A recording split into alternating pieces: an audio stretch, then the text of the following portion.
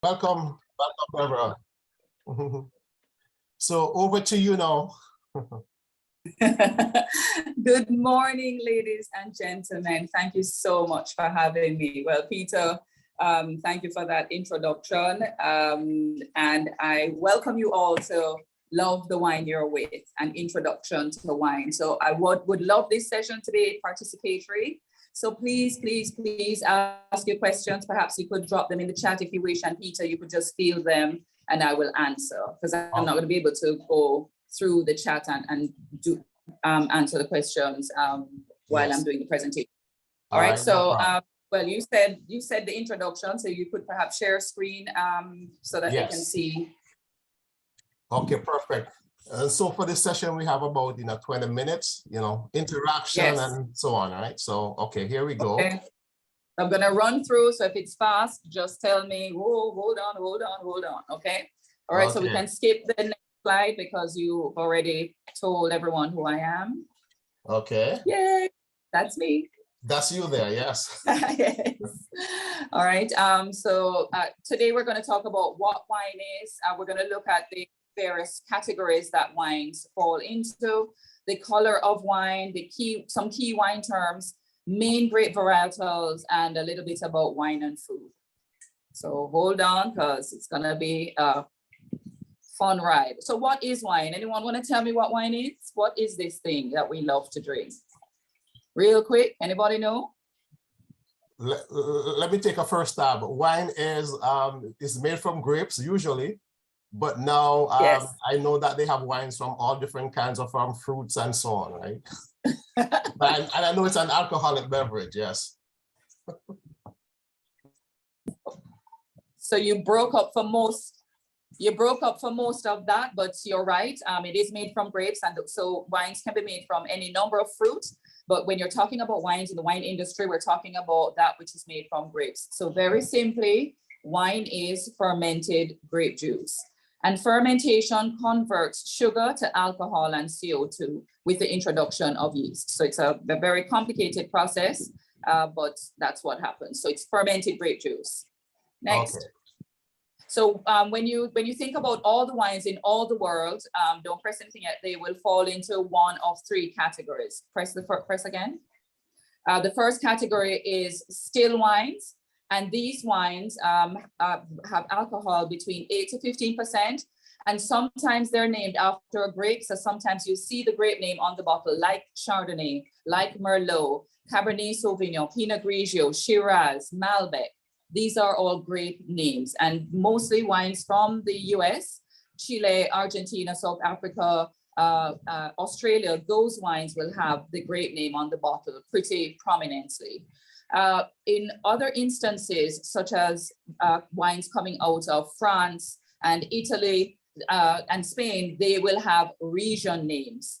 And so you'll see things like Chablis, Rioja, Châteauneuf-du-Pape, Saint-Emilion, Bordeaux, Burgundy. These are all wine regions, and the wines are named after the region. The assumption being that you would know what grapes are grown in those regions. So if you see Chianti on your bottle, then they assume you know that the grape that they grow in the Chianti region is the Sangiovese. If you see Rioja, then they would assume you know that it's the Tempranillo grape. If you see Chablis, as in the bottle that's on your screen to your left, then we know that that's a Chardonnay wine. Beautiful wine. So if you don't love the California style of Chardonnays, then try the Chablis style. The difference being that California style will be heavier, oaky, toasty, ripe fruit.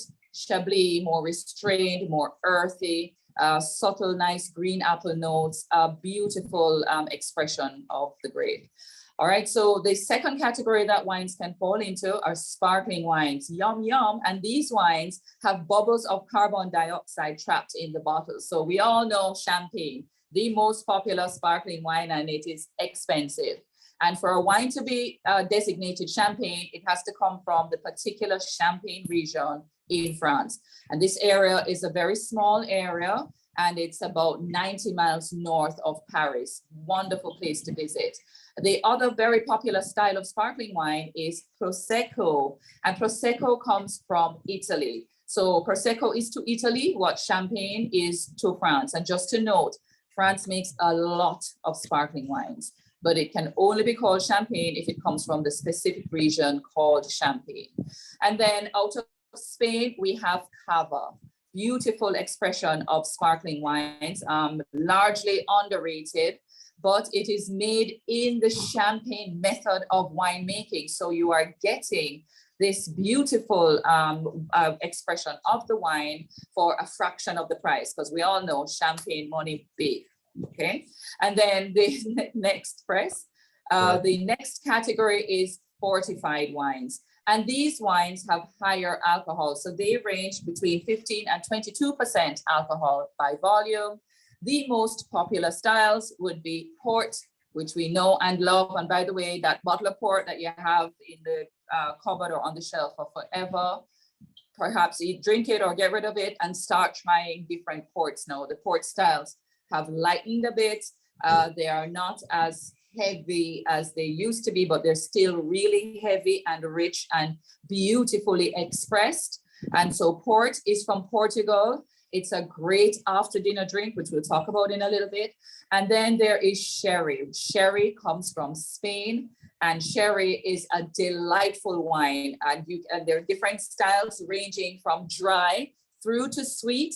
And the styles can be had with your meal as you would a wine. So, you know, if you're open to drinking wine, as I hope we all are, just know that there is a wine out there for your taste, whatever taste profile you like, whatever your palate is. I can find you a wine that you're not only going to like, you're absolutely going to love. So there's a wine for every taste, every budget, every age, every time of day. So there is something for everyone in the category, and it is good for you. Doctors have said so. All right, and I approve. Next. So when we think about the color of wine, they fall into three categories of color. The first being white. And to make our white wines, we use white grapes. We occasionally do use black grapes because we then take away the skin and we use juice only to make our white wines. Next, we have our rosés, and our rosés are made from black grapes. So there is a little contact with the skins, and these wines are a little heavier than white wines, but they are much lighter than our reds. And then finally, we have our red wines. And these are made from our black grapes because we get the color from the skins and tannins from the skins. And tannins are these beautiful, well, it's a scientific component found in the red grape skins. And we'll talk about what they do in just a moment. Any questions so far? Interesting? Yes. Am I talking too much? No, they were very interesting for me. I mean, I've tasted quite a few bottles over the years, but some of the information that you've actually provided, I didn't really know about. Okay, so great. Believe it or not, Prosecco, I didn't even know it was from Italy, and it was the equivalent of Champagne from France. So this is all new information for me. Yes. Excellent, excellent. Hey, Peter. Yes. Quick request. Do you have presidential powers to extend this meeting to 10 a.m. by half an hour? I'm not sure. We'll take a vote on that. Yeah. Ooh, okay, let me power through then. All right, let's do this. All right. So next slide is where we talk about key wine terms. So we've all, well, most of us would have, at least read a wine bottle one time, or we've been to a restaurant and we've gotten a wine list and we've seen some descriptions of the wines, and there are some words that I'm going to just explain really quickly. So the first word is acidity, and these are the natural acids from the grapes. They make your mouth spring water and your tongue tingles. And so it's important to have good acidity in our wines, because the acidity acts like a palate cleanser, because it makes you salivate. So your palate is actually cleansing itself. So acidity is to white wines what tannins would be to reds. And it's important because it gives wines its refreshing quality, and acidity balances sweetness. So when you drink sweet wines, which are very popular these days, if they don't have good acidity, then they will become cloyed, or as Jamaicans would say, they would Clyde. Okay. Okay, all right. Yes. The aroma, the nose of the wine are the notes that you smell. And this is important to understand because our nose, well, our mouth tastes 4 or 5 things, okay? Sweet, salt, sour, bitter, and now there's this 5th thing called umami. We won't get into it, but what happens is that when you smell your wine, your nose sends a message to your brain to tell your mouth what to taste, because your mouth tastes 4 or 5 things. So most times we get a glass of wine and we just start to drink. I know the enthusiasm and I understand it, I'm guilty, but we do need to actually do the following steps. The first thing we normally do is we look at the wine just to see if it's a white wine, it should look yellow. If it's a red, it should look reddish purplish. The second thing to do is to swirl the wine around in glass. And we swirl it around so that the air can pass over the wine and open it up and allow these aromas to come forth. And then after you've swirled it a bit, then you sniff. You tilt the glass toward your nose and you smell. Here's my glass. Okay. Wow. And you smell because you want to then understand, what this wine has to offer. And we'll talk about some of those aromas on the next slide. And then we take a sip of the wine and then we pass it over our mouth and we assess it there, etc. So that's a whole other session. All right, but it's critical to smell because most times when we smell things, it enhances our appreciation of what it is that we're about to taste. Critical step in wine enjoyment. And that's something that we tend to the body of the wine it speaks to the weight of the wine on your palate. So the wine can either be light, medium, and full or heavy bodied. So in whites, we have light, medium, and full or heavy. In rosés, we have light, medium, and full or heavy. And in reds, we have light, medium, full or heavy. All right. So the body of the wine speaks to the weight of the wine. And this is important when we're thinking about wine and food. When we say that a wine is dry, we're talking about next word. When we say the wine is dry, we're talking about whether the wine is sweet or not. So dry basically means there's no presence of sugar when you taste the wine. Next, we speak to the finish of the wine, and that speaks to how long the flavors of the wine stay in your mouth after you've swallowed. So if it's a light-bodied wine, then it would have a short finish. Medium-bodied wine, a medium finish, and a full or heavy-bodied wine would tend to have a long finish. Next. Tannins, we mentioned earlier, tannins are found in the red grape skins. And these are what, and they give wine, structure and complexity. And these are what make you taste a red wine and say, wow, this wine is bitter, because your palate dries out and your teeth and your gum and your teeth stick together and you're like, wow. And you actually say, wow, this wine is bitter. But what you really mean to say is, wow, this wine has such strong tannins or sharp tannins. Or you could say, they're round, they're smooth, they're young, they're fine, they're silky. There's so many words to use to describe tannins. And they're a beautiful thing. If you have a red wine and you want to put it down for aging to drink when your child or your grandchild is 18, you need to find a red wine with really good tannins, because over the years, that is what is going to help the wine to stand the test of time. Next.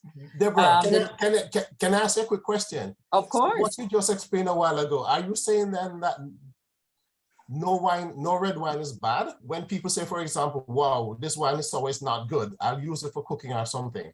Right. So it's actually not good. Well, so there is a point at which the wine is sour and not good. And even at that point, you can still use it for cooking. It is a great fertilizer because it's natural. Okay. And you can use it to make a sangria or something. But the most times when we say, oh, this wine is sour or not good, it really is perhaps how we react to the tannins. Now, an older wine is more likely to not be good if it hasn't been stored properly. Okay. So, but most times, especially these younger wines now that we're getting, they're being kept well. You know, we're a lot more aware of how to store our wines and care for them. Then you're not likely to find a youngish wine that is sour or not good.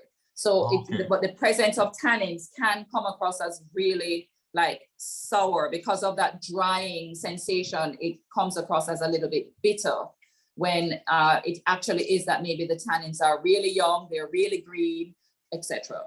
Okay, got it. Thanks. All right. So varietal just speaks to the type of grape. So we don't say, we don't say the grape type, we say grape varietals. So Chardonnay, Merlot, Cabernet Sauvignon, Pinot Grigio, Pinot Noir, Malbec, Shiraz, Grenache, Tempranillo, these are all grape varietals. Next. Vintage, very important. Most wines will have a year on it. Not the year that the winery was established or the brand was established, but the year that the wine was made. And what that speaks to is the year of the harvest of the grapes that made that wine. So if you see a wine that is vintage 2001 or 2021 or 2019, etc., it means that the grapes that made that wine were harvested in that year. This is important for persons who are really into their wines, and they watch the vintage chart reports from each area, and they would get an idea of what climatic conditions prevailed in that area in that year. And based on that, sometimes you'll hear people declare, oh, it was a good year for wine. And so that's what that vintage is important for. Now, in our homes, ladies and gentlemen, I just want to implore that we ensure we keep our wines away from heat, light, and movement. So we don't want to have it on top of the fridge. We don't want to have it beside the fridge. We don't want to have it beside the stove. We don't want to have it in the cupboard where the water heater is. We don't want to have it where there is direct sunlight able to reach it, or any direct bulb light, because this represents heat that builds up over time and will start aging the wine in bottle. You don't want that to happen. You don't want your wine to start doing anything for you until you get it either in your decanter or in your glass. Okay, next.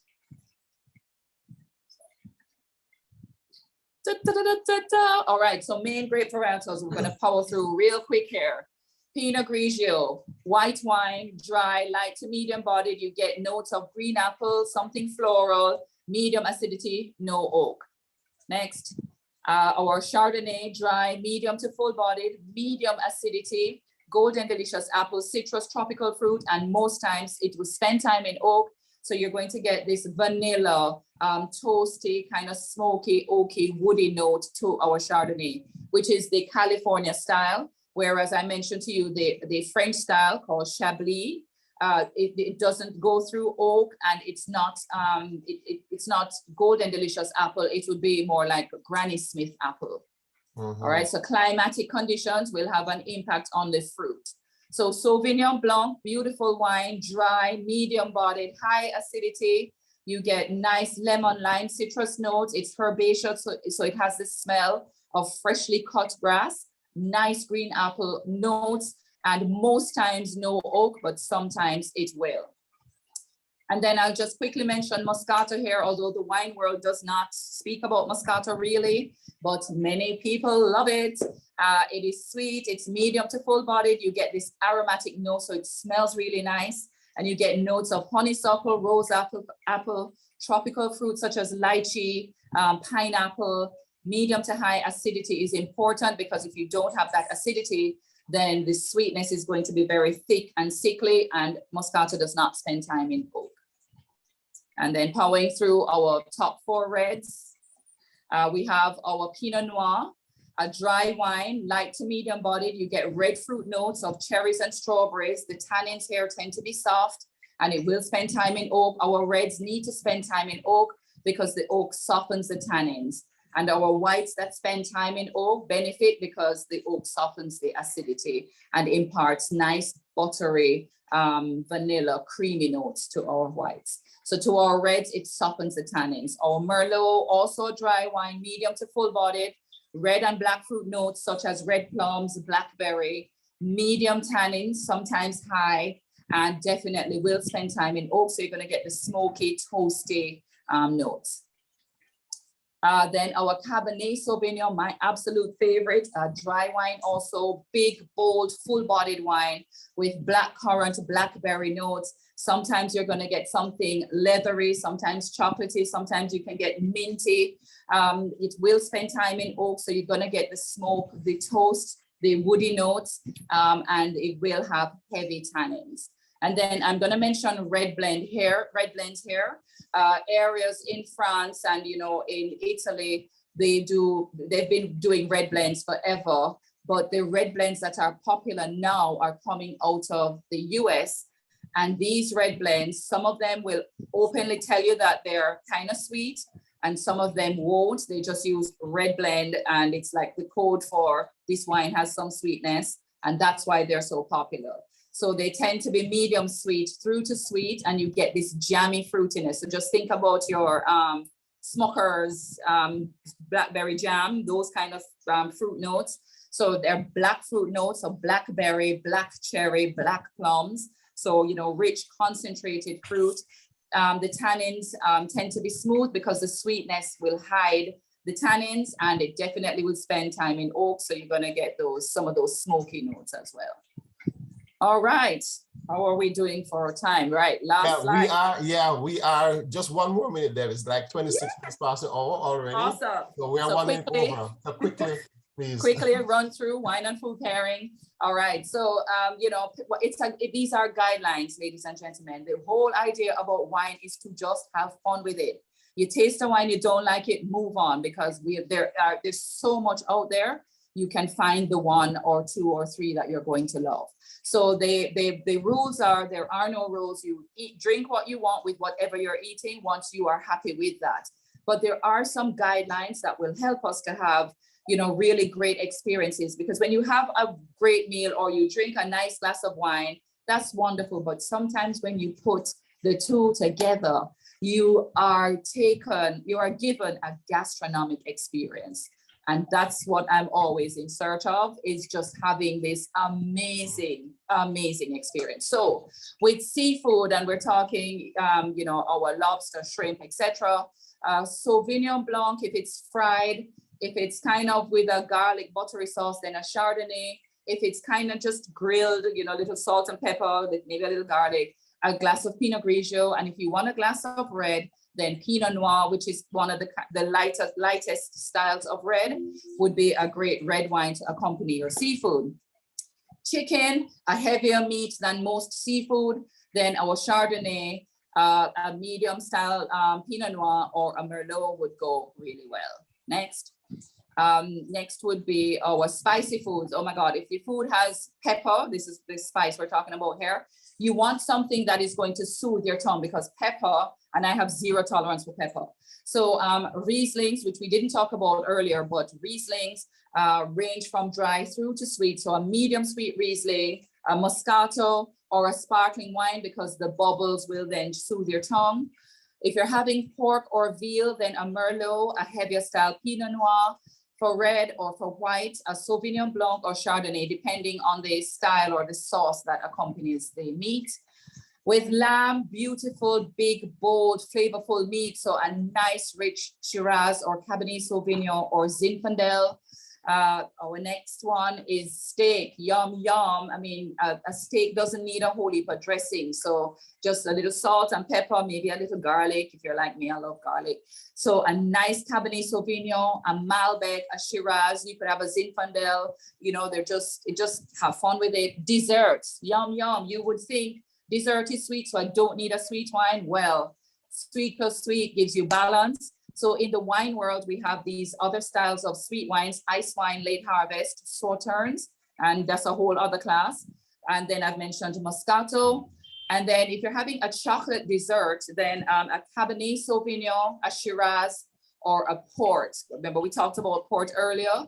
Port with a piece of chocolate or a piece of chocolate cake, chocolate tart, etc., is just absolutely amazing. Yeah. So 30 seconds, I you. 30 seconds.